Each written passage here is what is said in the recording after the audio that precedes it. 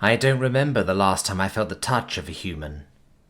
The weight of a hand brushing across my hull, the press of boots against my steel floor. The world forgot me long ago, left me to rust beneath a canopy of creeping vines and falling leaves. My body, once armored and proud, is now nothing more than corroded metal and peeling paint. But today, something stirs in the silence. I hear footsteps, light, cautious, a faint crunch of dried leaves and twigs under heavy boots. Then, a voice. What the hell? The man's voice is low, almost reverent. How did you end up here? I wait, expecting him to leave as so many others have.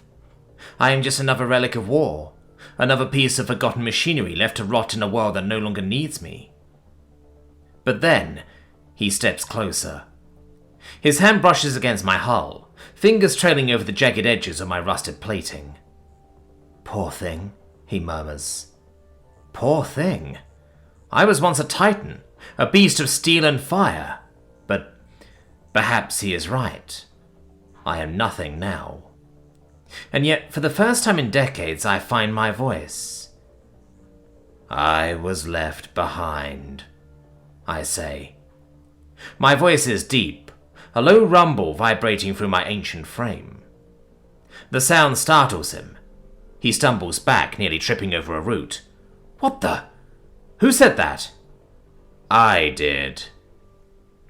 His eyes, wide and disbelieving, scan my form. A talking tank?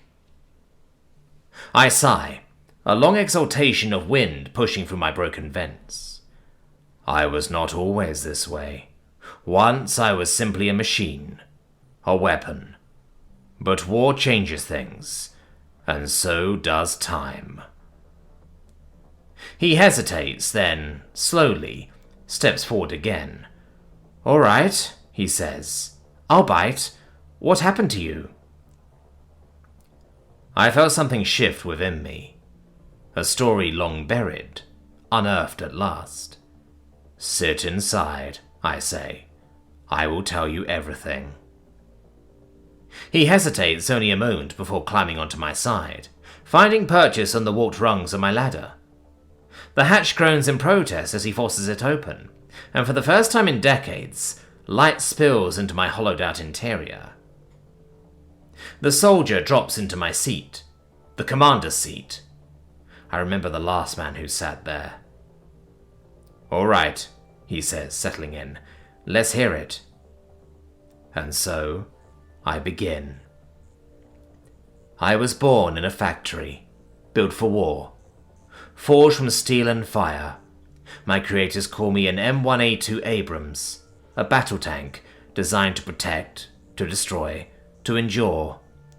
I served in wars I did not understand, carried men who feared and revered me in equal measure.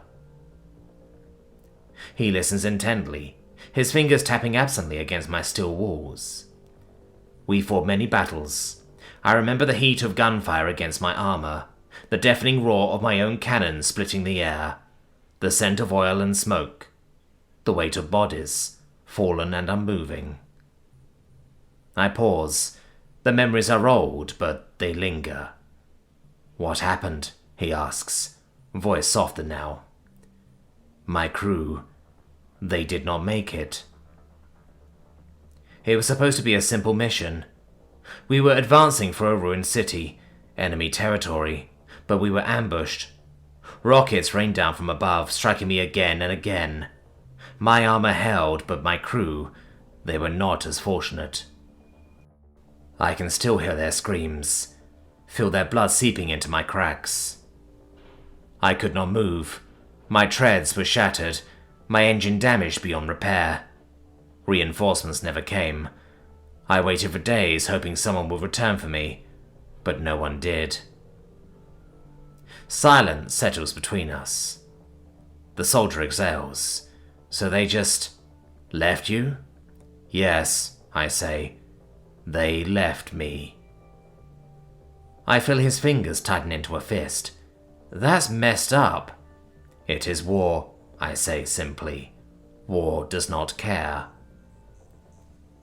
He is quiet for a long moment. Then, his hand rests against my control panel, warm despite the years of cold. "You deserve better," he murmurs. Something within me aches. He shifts in his seat. "So, what now?" "What do you mean?" "Well," he says, rapping a knuckle against my interior. "You can talk, you can think, and I can't just leave you here. That'd make me just as bad as the guys who abandoned you." I feel something I have not felt in a long, long time. Hope. "You would take me with you." "Damn right I would." He grins, patting my console. "Gonna need some serious repairs, though." I let out a noise, something like a laugh, low and crackling. I am not the tank I once was. "Yeah, well," he chuckles. "Neither am I the soldier I once was." He climbs out, drops to the ground, and steps back to get a better look at me. "You need a name," he muses. "A name?" "Yeah, something fitting." He crosses his arms, thinking. Then he smirks. "How about Rusty?" I huff, a bit undignified. "Fine," he chuckles. "How about Sentinel?" The word settles into my frame, and I feel it click into place. "I like that." He nods. "Sentinel it is, then." For the first time in decades, I am not alone.